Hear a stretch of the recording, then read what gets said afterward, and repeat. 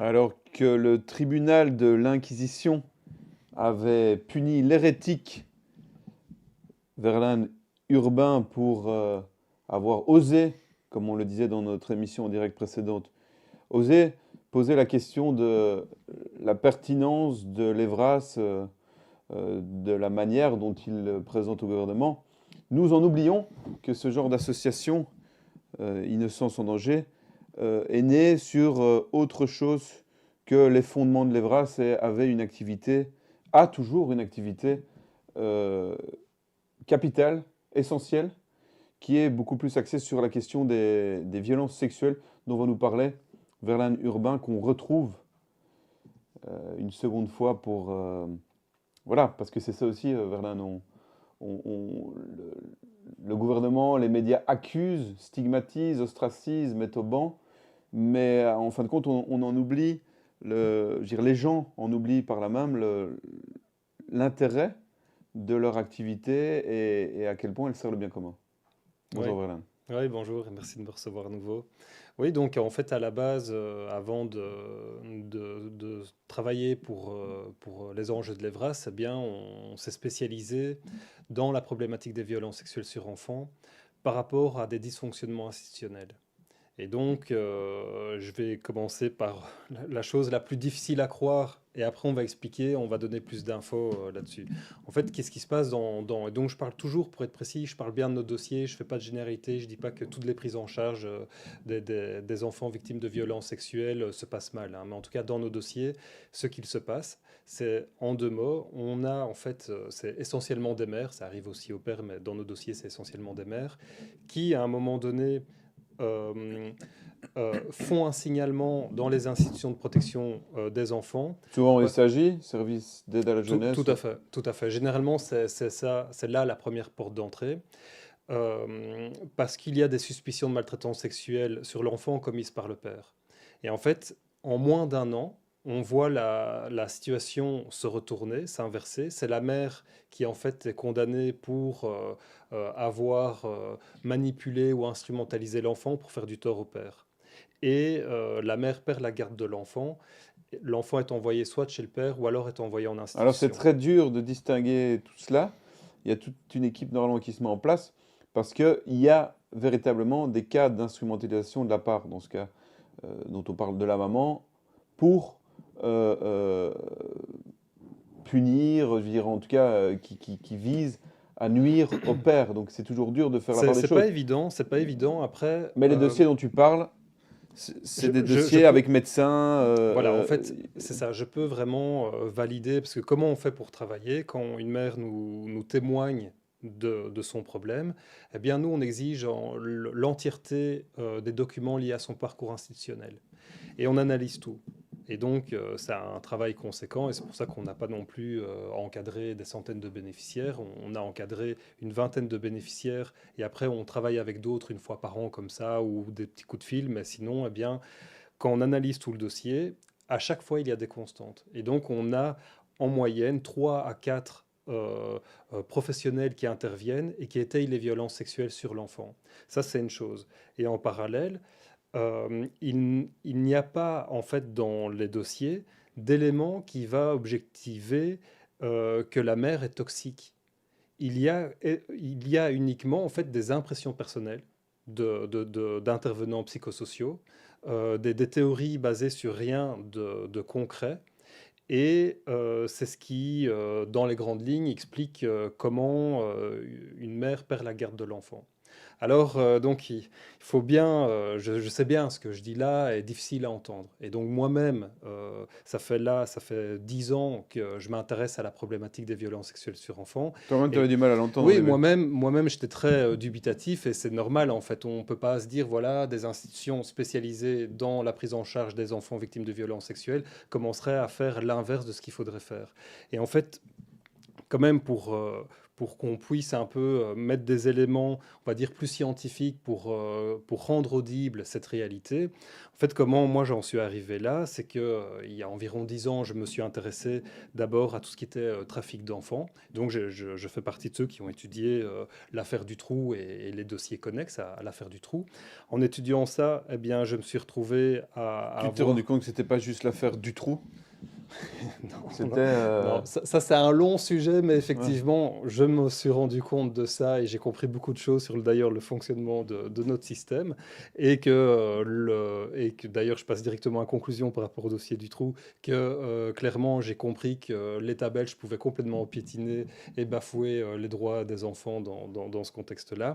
Et en fait, ça m'a amené après à m'intéresser au dossier Sanford qui a fait l'objet d'un documentaire de Carl Zero qui s'appelle Le fichier de la honte, le dossier Zandvoort, qui, en 2 mots, explique c'est d'ailleurs un Flamand, hein, Marcel Vervloezem, qui a découvert un réseau pédocriminel et il a réussi à avoir des CD-ROM qui reprenaient plus de 400 000 fichiers d'enfants, désolé, hein, violés et Mhm, torturés. mhm, mhm. Et donc, il n'y a pas eu d'enquête. Et c'est comme ça qu'en fait, un rapporteur de l'ONU a été à Interpol dans les années 2000 pour demander à Interpol pourquoi il n'y a pas d'enquête. 400 000 Et fichiers, pas d'enquête. voilà. Et d'ailleurs, Interpol, donc, il a fait hein, ce rapport-là. Je ne le sors pas de ma poche. Il est sur notre site internet. Vous pouvez aller voir dans l'onglet littérature. On l'a publié. Et donc, le rapporteur de l'ONU, en fait, explique, juste pour finir justement sur l'affaire Zandvoort, eh bien que Interpol dit on a bien les CD-ROM en notre possession, mais on n'a pas donné l'ordre d'enquêter. Et donc, ça Et s'est l'ordre, continué. il est politique, normalement. Ou- Ah, clairement, clairement, clairement. Donc, Et donc, il n'y a on a jamais eu même, de... on a même peut-être donné l'ordre de ne pas enquêter, mais ça, on ne le saura pas. Mais c'est incroyable. Donc, 400 000 fichiers avec des enfants reconnaissables, Tout à fait, tout à fait. violés, peut-être des meurtres aussi, et aucune enquête. Aucune enquête. Et donc, en fait, ce même rapporteur de l'ONU, eh bien, à ce moment-là, quand il a été à Interpol en France, il a été contacté par environ de mémoire 17 maires qui lui ont, à chaque fois, les maires donnaient un dossier conséquent et qui montraient aussi à chaque fois, en fait, qu'il y avait, que les violences sexuelles sur leur enfant étaient étayées par des professionnels. Et donc, il a fait un rapport, il a étudié la thématique et il a complété son rapport en expliquant qu'aujourd'hui, donc, ce rapport a été diffusé en 2003 ou en 2004. Et il explique en fait dans son rapport qu'il ne comprend pas le système judiciaire français parce qu'il se rend compte que des maires qui ont en fait pas mal, il y a un vrai faisceau d'indices qui montre que le père serait un prédateur et malgré ça la mère en fait est lourdement sanctionnée et perd la garde de l'enfant. Et il va très loin, il explique qu'il a même rencontré un juge qui lui expliquait que lui-même officieusement a déjà dit à des mères que le mieux était de quitter la France parce que le dysfonctionnement était tel qu'ils ne savaient rien faire. Et donc, suite à ça, donc moi j'étudie tout ça, et c'est là que je vois en fait qu'en France, on a de la littérature qui parle de ça. En France, en fait, les dysfonctionnements sont comme en Belgique. Le droit des enfants est bafoué comme en Belgique. C'est juste qu'au moins, il y a de la littérature. En Belgique, on n'en a Il n'y a pas. rien. Il n'y a rien. Il n'y a rien. Il n'y a rien qui puisse être Parce que objectivé par des parce professionnels, que, en fait. parce que du trou en prison, donc il n'y a plus de problème.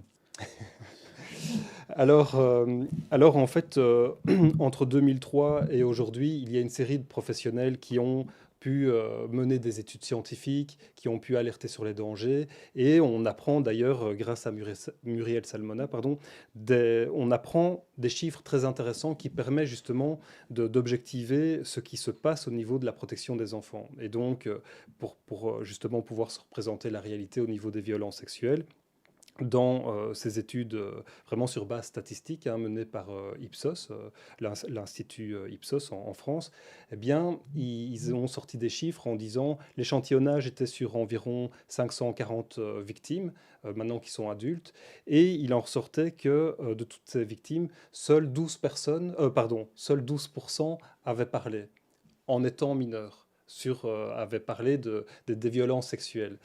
Et parmi ces 12%, seuls 8% avaient été protégés. Elle dit aussi Ça fait dans une peur. autre étude que oui, ça permet en fait, de comprendre que 92% des enfants qui parlent ne sont pas protégés en fait. par les institutions. Donc, oui, continue. Et donc, elle explique aussi qu'en France, eh bien, 0,3% des plaintes donnent lieu à une peine de prison pour viol. Donc, ça veut dire que 0,3%. ouais, 3 dossiers sur 1000, en fait, eh bien, le prédateur prend pour viol.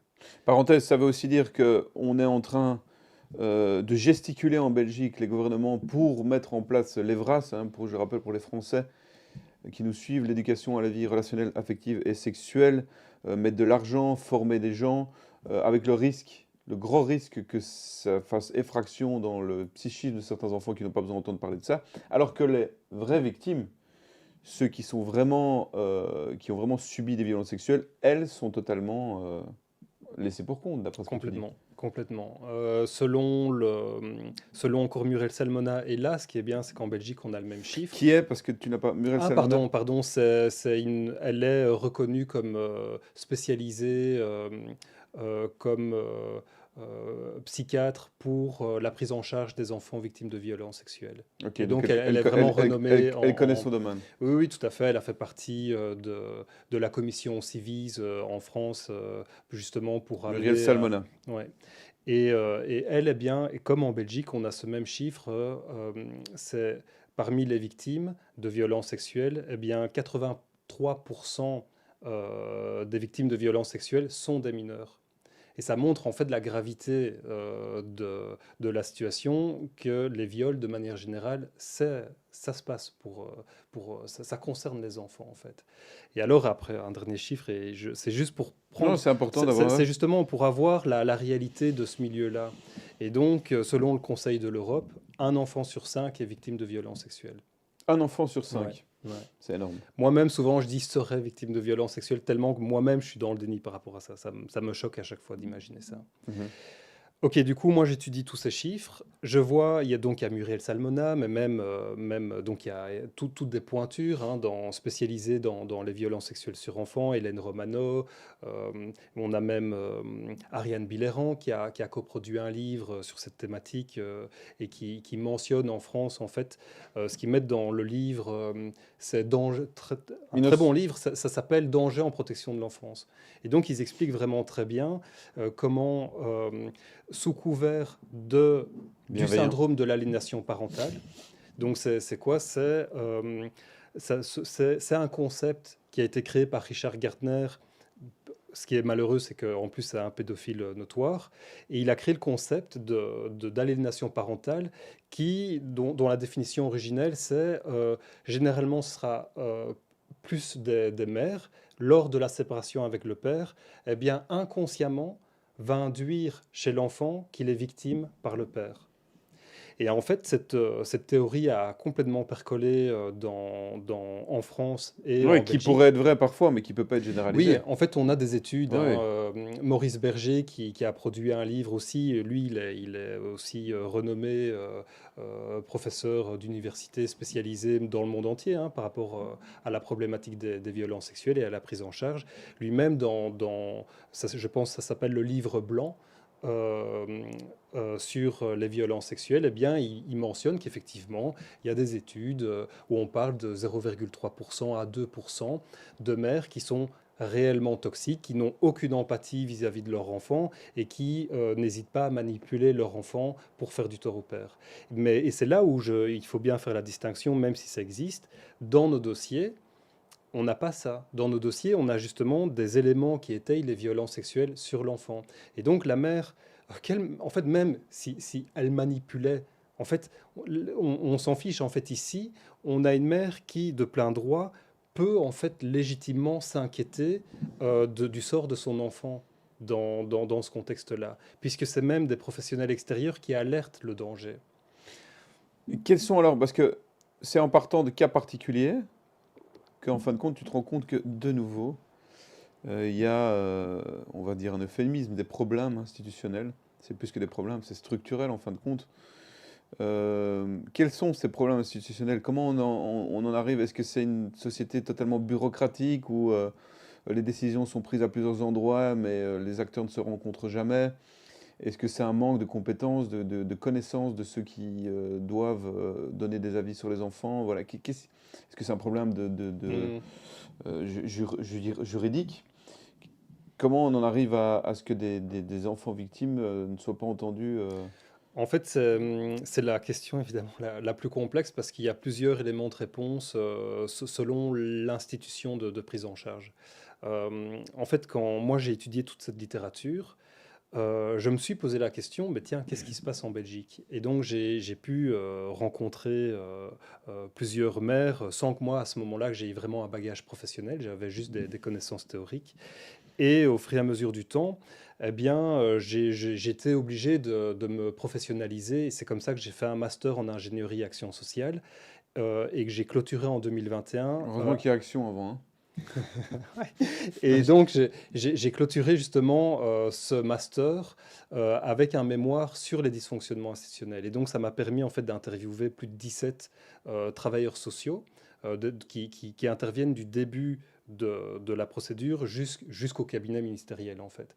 Et ce mémoire est vraiment intéressant parce qu'il permet justement d'objectiver, pas du point de vue de nos bénéficiaires, de ce que elles vivent, mais plutôt de ce que eux vivent et ce qui permet d'expliquer en fait ce qui ne va pas. Et donc il y a plusieurs éléments. Le premier, j'en ai brièvement parlé, c'est que les professionnels en fait sont depuis l'université, que ce soit en criminologie, en droit, assistants sociaux, en fait ils apprennent le concept de l'aliénation parentale. Et la manière dont même mon épouse, qui a fait le droit, avait été formée comme ça par Thierry Moreau, un grand avocat, hein, et qui l'approche, c'est méfiez-vous de ce que les enfants peuvent raconter. Et ça, c'est depuis l'affaire Outreau, de la fameuse affaire en France où on parle des enfants menteurs. C'est trop long à expliquer, mais ils ont certainement pas menti Mhm, dans, mhm. dans, dans cette- dans ce drame. Et la deuxième chose, c'est attention à l'aliénation parentale. Et en fait, ils sont véritablement formés à avoir comme grille de lecture que si on ne voit pas le père qui a l'air d'un prédateur, eh bien forcément, alors c'est que c'est la mère qui instrumentalise l'enfant pour faire du tort au père. Ouais, si le type présente bien, bien habillé, parle bien, ils peuvent se faire complètement embobiner et se dire c'est pas possible que cet homme abuse de ses enfants. En tout Et en cas, plus, c'est souvent des manipulateurs. il y a effectivement un biais, il y a un vrai biais cognitif en fait, parce que, et c'est un élément de réponse, le milieu professionnel qui prennent des enfants en charge ne sont pas forcément formés dans tout ce qui concerne la traumatologie et le développement de l'enfant. Et donc, en fait, ils se basent sur, un, leur parcours personnel, et deux, sur des théories comme l'aliénation parentale. Et alors, ça donne des drames. Alors, il y a un autre élément qui vient exacerber ce phénomène, c'est la fameuse vérité judiciaire. Et donc ça, c'est en interviewant une juge, justement en droit de la jeunesse, qui m'expliquait que le problème dans ce milieu, c'est que quand le dossier va au pénal, le pénal, en fait, s'en fout complètement de savoir si l'enfant est victime ou pas. L'objectif, la mission du pénal, c'est de voir si le père est coupable ou non. Et s'il n'est pas coupable, parce qu'il n'y a pas, il y a une absence d'éléments qui peut le prouver, eh bien, ça fait l'objet d'un non-lieu. Et le problème, c'est ce qu'on appelle la vérité judiciaire. Donc, à nouveau, hein, il faut être bien, je suis prudent, hein, donc je ne fais pas de généralité. Je ne dis pas que tout dysfonctionne et que tous les travailleurs sociaux ne sont pas formés là-dedans. Mais dans nos dossiers, force est de constater que quand ça fait l'objet d'un non-lieu, eh bien, pour les travailleurs sociaux, et c'est justement recoupé avec ce que la juge m'expliquait, c'est que dans la manière de fonctionner, c'est OK, il y a un non-lieu, mais ça veut dire qu'il n'est pas coupable. S'il n'est pas coupable, c'est qu'il est innocent. S'il est innocent, c'est que c'est la mère qui instrumentalise l'enfant pour faire du tort au père. Donc, ça fait deux éléments de réponse, et le troisième, c'est le déni. Il faut bien se rendre compte que de penser qu'un père qui présente bien, qui a vraiment les bons mots justement pour rassurer en disant qu'il fait tout pour son ex-femme, pour son enfant, etc., eh bien c'est extrêmement difficile pour les intervenants psychosociaux de penser au pire en fait. Et c'est ce qui permet, dans les grandes lignes, d'expliquer comment aujourd'hui des enfants sont renvoyés chez le père ou des enfants sont renvoyés en institution parce que parfois les Oui, qui sont prévus. institutions, en fait, ne considèrent pas que l'enfant est victime de violences sexuelles, mais ils considèrent qu'il y a un conflit parental exacerbé. Toujours exacerbé par la mère, mais quand même conflit parental, et que du coup ils se disent que l'enfant n'est pas bien ni chez le père ni chez la mère, à ce moment-là il Ouais, l'envoie en donc, institution. Et de manière générale, le père a quand même un droit de visite plus élevé que la mère. et pour revenir avant, là, au niveau pénal, certains diront, bah oui, mais s'ils arrivent à une décision de non-culpabilité, c'est qu'il n'est pas coupable. Là, tu veux dire qu'on peut très bien, euh, au niveau pénal, arriver à innocenter le père alors qu'il est coupable. Oui, bien sûr, c'est ce que justement la juge disait, c'est pas parce que on met en avant la présomption d'innocence pour une absence de preuve que en fait il n'est pas le prédateur. En fait, il est très difficile quand un enfant, tous nos dossiers concernent des enfants entre 3 et 7 ans en moyenne. Il est extrêmement difficile quand ce sont des attouchements et qu'il n'y a pas eu pénétration, d'aller prouver qu'il y a bien eu violence. Et en fait, nous, quand en fait on connaît bien tout ce qui concerne la traumatologie, en fait, on sait le prouver. C'est juste que pour le pénal, dans leur manière de fonctionner aujourd'hui, ce n'est pas suffisant de dire parce qu'il a été traumatisé, parce qu'il a des conséquences post-traumatiques, parce qu'il a parlé et qu'il a mentionné son père. Ce n'est pas suffisant pour prouver que c'est bien le père. Et donc, c'est comme ça qu'on a une absence de preuves et qu'il y a un non-lieu. Le non-lieu ne veut pas dire qu'il n'est pas l'auteur des faits. Mais dans la prise en charge multidisciplinaire d'un enfant comme ça, de son entourage, on peut facilement faire la distinction entre une instrumentalisation par la mère, ou le père, mais disons dans ce cas-là, et d'une véritable situation de violence sexuelle sur enfant par le père. Alors, compte tenu dans nos dossiers, le- alors moi, donc ça c'est ce que je crois, hein, donc je n'ai pas plus de données là-dessus, mais je pense qu'une mère, dans la littérature, on explique que les mères qui instrumentalisent leur enfant et qu'on sait le prouver, eh bien on voit toutes des caractéristiques comme une absence totale d'empathie. Ça Mhm. veut dire que quand en fait on va faire un bilan psychologique de la mère, en fait on voit que la mère elle a aucune émotion, elle a aucune sensibilité pour son enfant, etc. Euh, dans nos dossiers, euh, comment ça fonctionne? C'est plutôt euh, quand je vais décrire un peu le schéma type de nos bénéficiaires. Donc la forme peut varier selon nos bénéficiaires, mais dans le fond, les conclusions sont toujours les mêmes.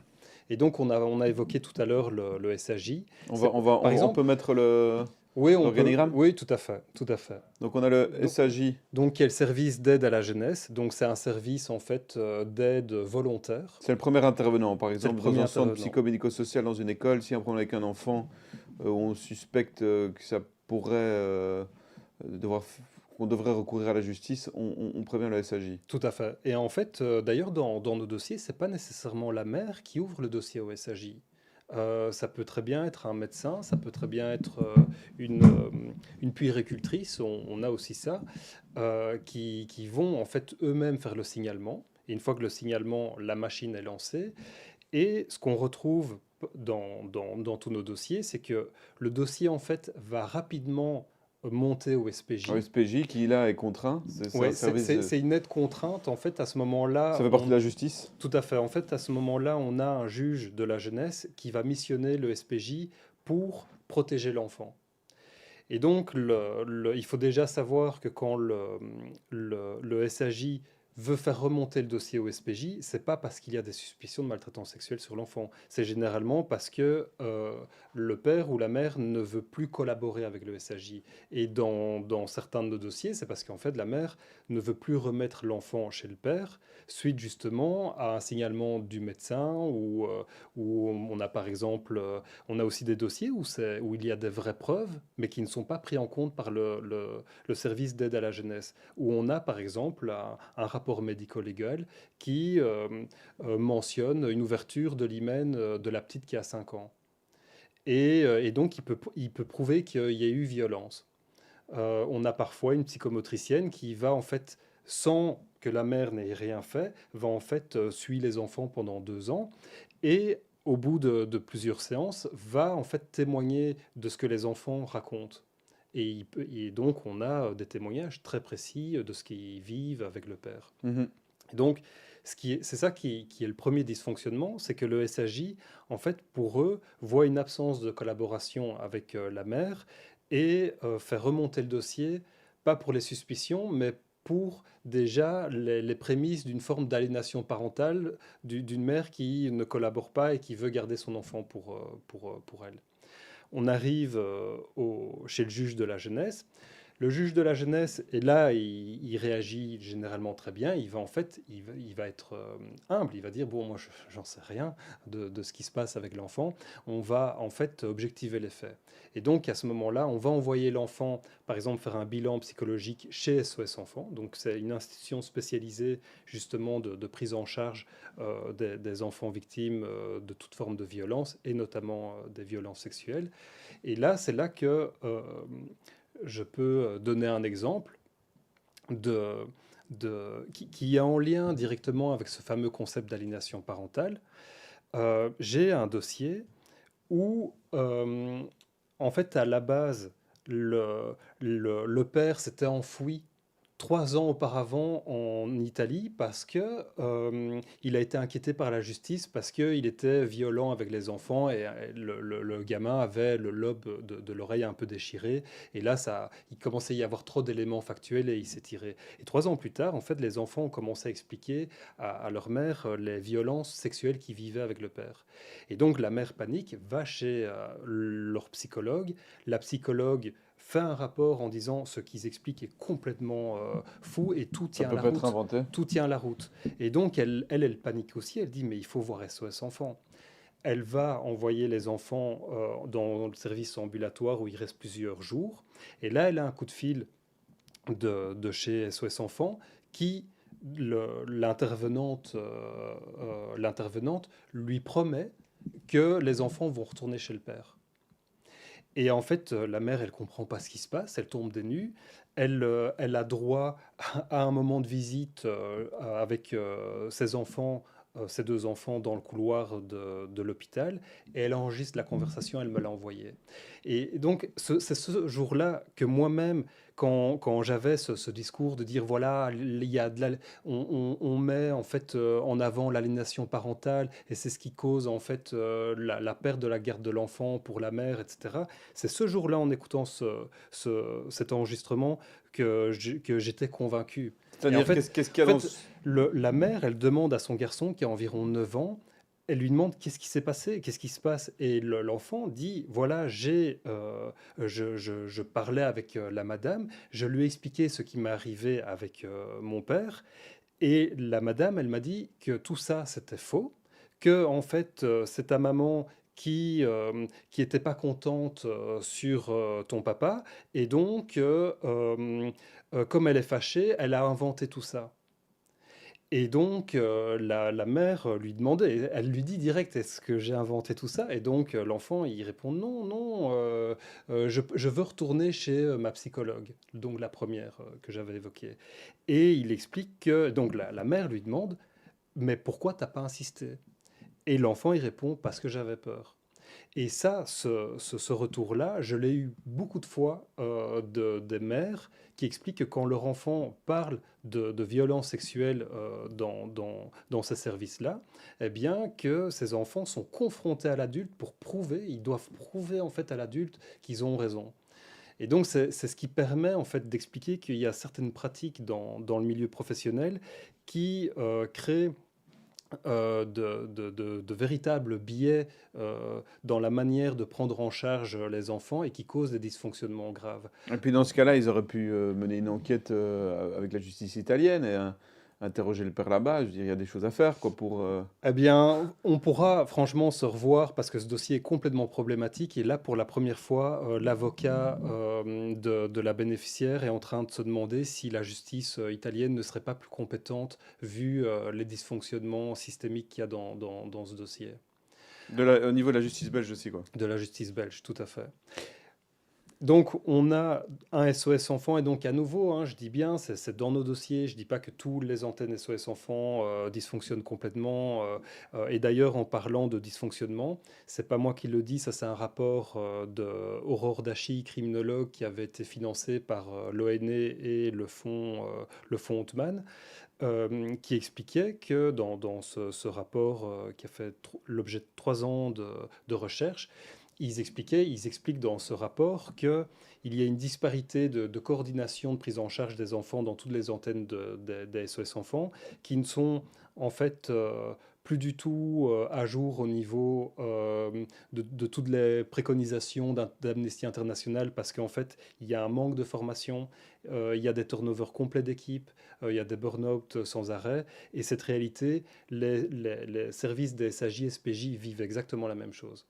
Il y a de la littérature là-dessus. Et quand moi j'ai fait mes 17 entretiens, ils étaient les premiers à me l'expliquer. Les délégués des SAJ SPJ expliquaient que pour en fait pouvoir répondre de manière de travailler avec qualité, il faut pouvoir prendre en charge 45 enfants. Et donc, il m'explique que de manière générale, il tourne entre 75 et 120 dossiers qui peuvent à chaque fois comporter 2 3 enfants. Et donc, ils se retrouvent parfois avec 400 enfants à prendre en charge, ce qui est en fait techniquement plus possible pour faire un travail sérieux. Donc, il n'y a pas nécessairement une volonté de défendre les parents qui font subir des violences sexuelles. Je dirais, disons, c'est les parents pédophiles. Il n'y a pas véritablement une volonté de défendre la pédophilie, de créer une sorte de contexte d'impunité en matière de pédophilie.